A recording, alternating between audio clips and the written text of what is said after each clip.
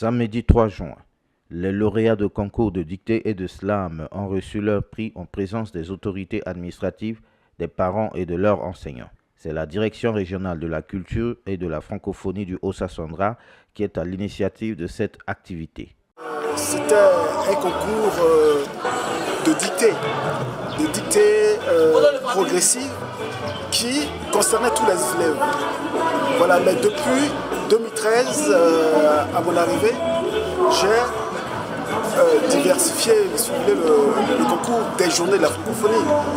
Il y a, outre la dictée, et ensuite j'ai instauré la lecture à haute voix. Au total, 20 lauréats sur 1500 participants ont reçu leur prix.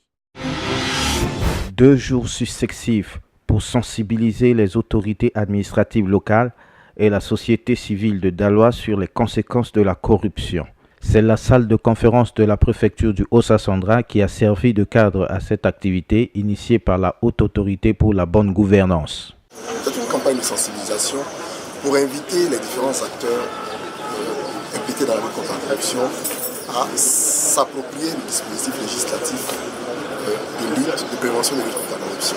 Le premier jour était consacré à la sensibilisation et la formation des autorités administratives. À l'issue de cette formation, une plateforme anticorruption a été mise en place. Le préfet de région du Haut-Sassandra et de Daloa est à la tête de cette plateforme. On vient de nous mettre en place, on va s'organiser et puis on verra ce qu'on doit faire. Le deuxième jour, ce fut le tour de la société civile d'être sensibilisée et formée sur la question. Le point marquant de cette journée a été la mise en place d'un comité local d'intégrité composé essentiellement des membres de la société civile. Cette possibilité pour la société civile permettra à celle-ci de dénoncer les actes de corruption. Car il faut le souligner, c'est nous, la société civile, qui subissons les impacts néfastes de la corruption. L'objectif global visé par cette initiative est la formation d'une coalition nationale contre la corruption et la ville de Daloa n'est que la 9e étape de cette tournée qui continue. Boiflé, la 10e ville de Côte d'Ivoire à recevoir la campagne de sensibilisation sur les conséquences de la corruption. Cette activité organisée par la Haute Autorité pour la bonne gouvernance a eu la participation et l'engagement motivé des autorités locales et de toutes les forces vives. C'est les élections. Quand on va être en campagne ou même en pré-campagne, on ira donner de l'argent, on ira donner des cadeaux, des t-shirts pour qu'on nous élise. Ça, c'est de la corruption. Pour le préfet du département de Zenoula, président de la plateforme anticorruption de Boiflé, il est impératif de mettre l'accent sur l'éducation pour combattre la corruption. Si un citoyen n'est pas bien éduqué, il ne sait même pas ce qu'il est en train de faire de la corruption.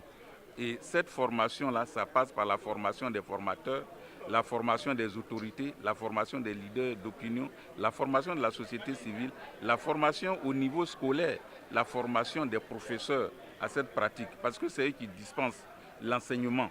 Et si l'enseignement qui est dispensé, s'il n'y a aucun module sur la corruption, mais on forme des gens qui seront des citoyens corrompus à l'avenir parce qu'ils n'en ont aucune notion de base. Les partis politiques marquent leur adhésion sans faille à l'initiative.